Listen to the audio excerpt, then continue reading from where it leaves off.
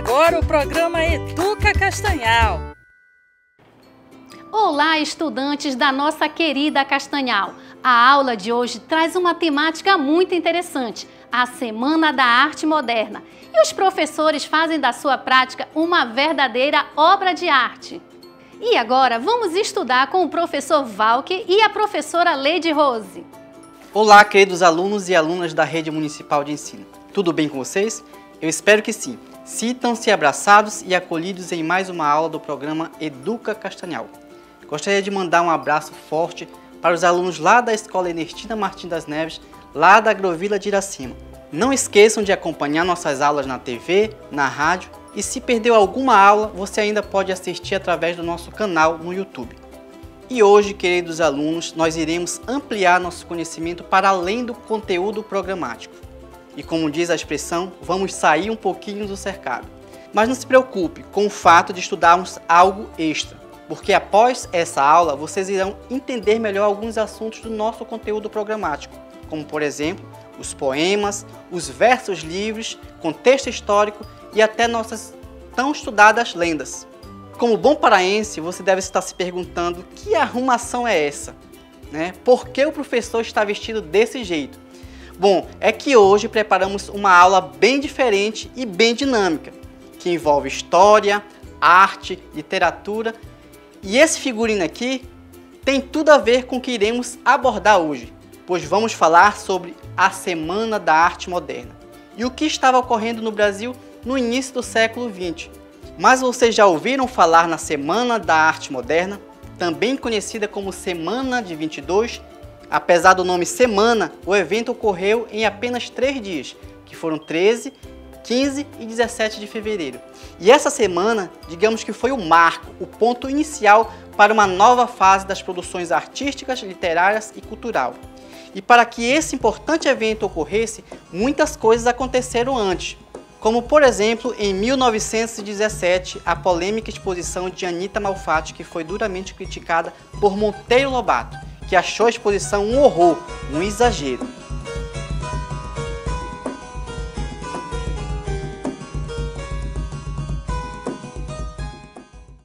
Enfim, chegamos ao ano de 1922 e a Semana da Arte Moderna reuniu diversas apresentações como dança, música, pintura, escultura. E para contextualizar esse período da nossa história, eu convido uma pessoa muito especial, bem conhecida aí dos alunos do campo, a minha amiga e colega de profissão, a professora de História, Leide Rose. Muito obrigada, Valque. Olá, pessoal, tudo bem? Bem, como vocês perceberam, hoje a nossa aula sugere uma aventura na história, na arte e na literatura. E nós viemos literalmente vestindo essa história. E para situar vocês a respeito desse período, que é o da Semana de Arte Moderna, vem com a gente, vamos dar um passeio no início do século XX. Como vocês viram, a Semana de Arte Moderna aconteceu em pleno início do século XX, exatamente em 1922. Veja bem, como vocês bem sabem, a arte também ela é um reflexo do contexto histórico na qual ela está sendo produzida, certo? Então, consequentemente, temos que, muitas vezes, adentrar nesse contexto para podermos entender as produções artísticas. E é isso que nós vamos fazer hoje. E olha que interessante, caros alunos e alunas. Para a gente entender um pouquinho mais sobre esse evento da Semana da Arte Moderna, temos que entender como estava o momento histórico do nosso país neste período. Então vem conosco para mais uma aventura na história, na arte e na literatura. Acompanhe com a gente. Semana da Arte Moderna. Vamos entender um pouco mais do que foi esse grande evento cultural que marcou a nova fase da arte e da literatura brasileira. As imagens que vocês estão vendo aí referem-se ao cartaz e o folder que foram utilizados lá em 1922 na divulgação desse grande evento. Vamos acompanhar um pouco sobre o contexto histórico que envolveu a Semana da Arte Moderna.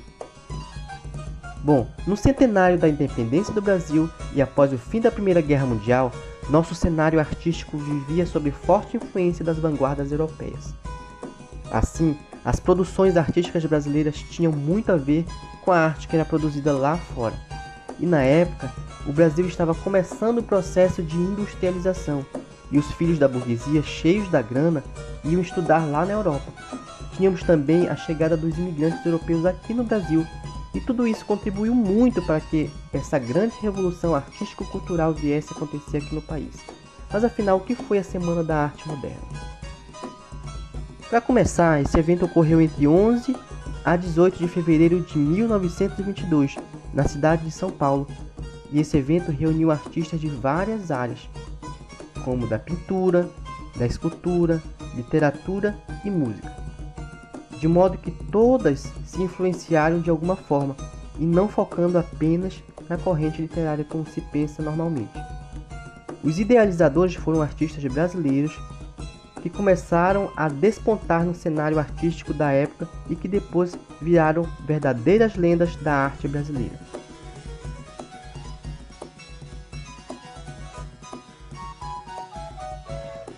Podemos dizer então que os que merecem destaque é Graça Aranha, Anita Malfatti, Mário de Andrade, Oswald de Andrade e Tarsila do Amaral.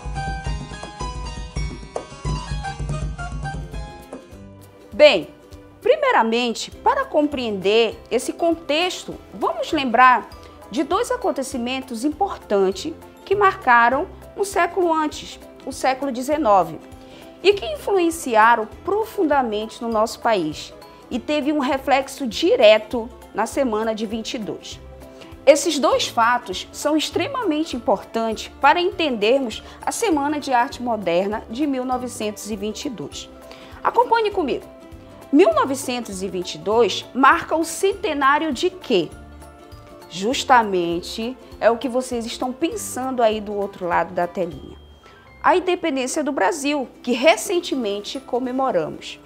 Bem, e marca também um fato muito importante que a gente não pode deixar de lembrar em pleno início do século XX.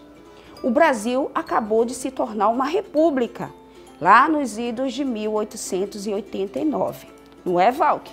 Exatamente. Nada mais simbólico, né, professora Leide Rose, do que buscar a independência artística e literária no ano da independência do Brasil. E é justamente dentro desse contexto histórico que a professora Leide acabou de falar para vocês, é que os artistas intelectuais da época, como Oswald de Andrade, Mário de Andrade, Anita Malfatti, né, toda essa galera aí, começaram a se mobilizar na tentativa de criar uma identidade artística e literária que fosse genuinamente brasileira.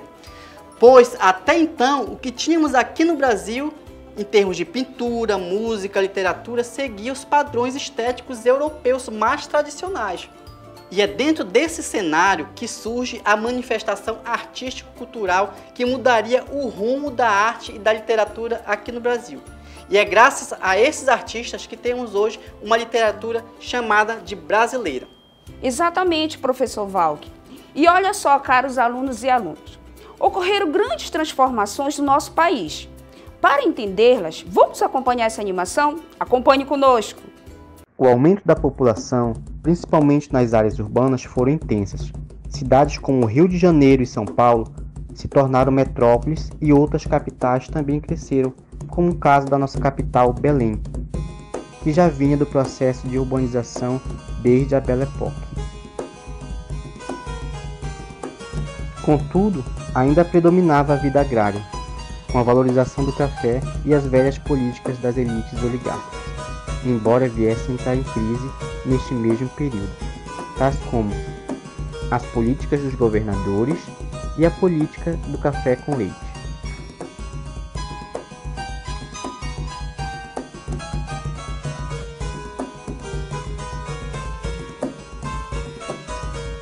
Como eu mencionei, essa política ela entra em crise, principalmente pelas transformações ocorridas nas grandes cidades, após o desenvolvimento, principalmente das indústrias, e o fortalecimento dos grupos sociais, tais como a burguesia e a classe média e o operariado.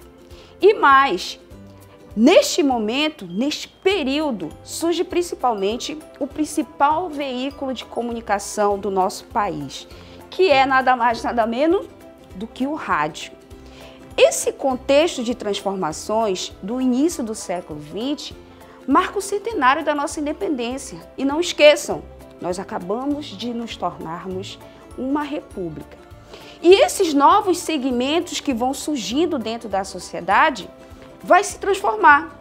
E tudo vai se transformar na nossa sociedade, inclusive o nosso modo de vestir. Não é, Valker? Exatamente, como essas que eu e a professora Leide estamos usando neste exato momento. Bem, influenciado por essas grandes transformações, e lembra que a professora Leide falou lá no início que a arte também é um reflexo do contexto histórico na qual ela é produzida? Pois é, e alguns artistas, como já mencionados, tais como Oswald de Andrade, Mário de Andrade, Anita Malfatti, dentre outros, propunham uma nova visão de arte e literatura, a partir de uma estética inovadora, inspirada nas vanguardas europeias. Juntos, eles visavam uma renovação social e artística no país e trouxeram à tona uma nova visão sobre o processo artístico. E olha que é bem interessante e revolucionário, a apresentação de uma arte mais brasileira, valorizando aquilo que denominamos como cultura brasileira. Assim, buscava-se em pleno início do século XX construir uma identidade própria, já que o país de 100 anos de independência e recém-república precisava de uma identidade nacional, valorizando o que é nosso. E se estamos falando, Valk, do que é nosso, não podemos esquecer dos nossos artistas negros, anteriores ao Modernistas de 22, e que também, Valk, contribuíram para a construção de uma identidade brasileira, tais como os irmãos Arthur Timóteo da Costa e João Timóteo da Costa, que retrataram negros nas suas pinturas, em cena dos seus cotidianos, em situações muito simples. Como vocês viram, a Semana de Arte Moderna de 1922 buscou construir uma identidade brasileira. É muito importante que vocês aí do outro lado da telinha, Valk, compreendam que a Semana de Arte Moderna de 1922 foi um marco inicial para essa busca da construção da identidade brasileira. Porém, muito antes de 22, já tínhamos artistas que estavam, ao seu modo, construindo uma identidade brasileira, como, por exemplo, os irmãos Timóteo. E mais, é interessante entendermos que, embora o foco fosse a região sul do nosso país, não devemos esquecer que o modernismo avançou pelo Brasil inteiro. E o nosso estado também teve o seu modernismo, não é, Valker? Exatamente, Leide. E olha, após o evento da Semana da Arte Moderna, as coisas no meio literário e artístico começaram a pegar fogo entre os que queriam permanecer do jeito que estava e os modernistas que almejavam por mudanças. Bom, e é claro que aqui no Pará não poderia ser diferente, né, Leide? Havia uma galerinha aqui que também queria mudanças. Queriam que a arte e a literatura tivessem a identidade da região norte. E não devemos esquecer, viu, Valk, que a nossa região, neste período, com lucros obtidos com a extração da borracha, a nossa capital, Belém do Pará, estava passando, em pleno século XX, pelo processo de urbanização durante a Belle Époque, estilo inspirado no modismo europeu. Porém, alguns artistas da nossa região, como por exemplo o Bruno de Menezes, autor deste livro chamado Batuque, um clássico da literatura paraense, foi um dos precursores aqui da nossa região e que buscou valorizar aquilo que a gente chama de cultura brasileira, e principalmente regional. E isto tem uma justificativa, não é, Valker? E olha só, inclusive os intelectuais, artistas paraenses almejavam por uma literatura que refletisse a alma do nosso povo, algo que pudesse falar do uso e costumes dos caboclos, das pessoas simples que moravam aqui na região amazônica. E diante de toda essa movimentação modernista, eu quero destacar aqui um grande intelectual do período que foi o nosso Valdemar Henrique, né? Em suas obras, ele passa a inserir seus personagens em meio às florestas, rios, matas e situações que povoam o imaginário amazônico. E por falar nisso, vocês terão agora a oportunidade de ouvir uma das obras de Valdemar Henrique chamada foi Boto Sinhá, composta em 1933, interpretada exclusivamente para vocês estudantes por um casal de artistas e amigos, o professor Alexandre e a professora Sheila. Vamos acompanhar!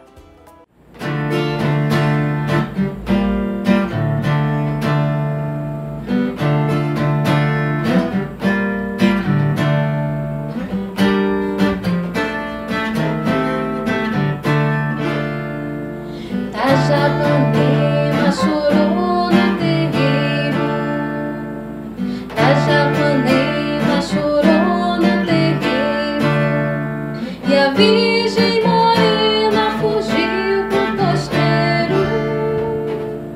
Tajapanema chorou no terreiro, Tajapanema chorou no terreiro, e a Virgem fugiu pro costeiro.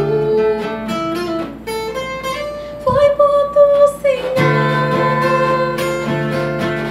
foi Boto Sinhá,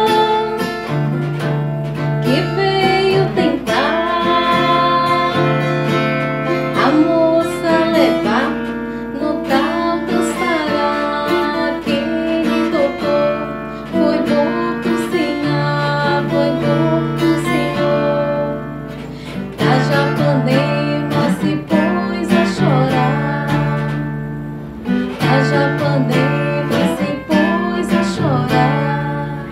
Quem tem filha moça é bom vigiar. Tajapanema se pôs a chorar, Tajapanema se pôs a chorar. Quem tem filha moça é bom vigiar. O boto não dói no fundo do rio, seu dom é enorme. Quem quer que ouviu, que diga, que informe se lhe resistiu. O boto não dorme no fundo do rio, o boto não dorme no fundo do rio, seu dom é enorme. Quem quer que ouviu, que diga, que informe se lhe resistiu. O boto não dorme no fundo do rio, que diga, que informe se lhe resistiu. O boto não dorme no fundo do rio. Que linda a apresentação. Obrigada, professor Alexandre. Obrigada, professora Sheila. Realmente, professores Alexandre e Sheila, vocês abrilhantaram nossa aula de hoje, né? Foi um retorno ao passado, né, Leide? E por falar no passado, né, essa vestimenta aqui nos transportou ao passado, né? E como diziam os antigos, né, você tá um pitãozinho, professora Leide. Obrigada, professor Val, que também, professor Val, que está elegantíssimo, estilo Jack do Titanic. E hoje nós trouxemos o que? O século XX para vocês, o início, como a gente se vestia elegantemente nessa época. Não que hoje a gente não se vista bem, pelo amor de Deus, mas a gente resgatou um pouquinho da nossa história. Espero que vocês tenham gostado, né, Valky, da nossa aula de hoje.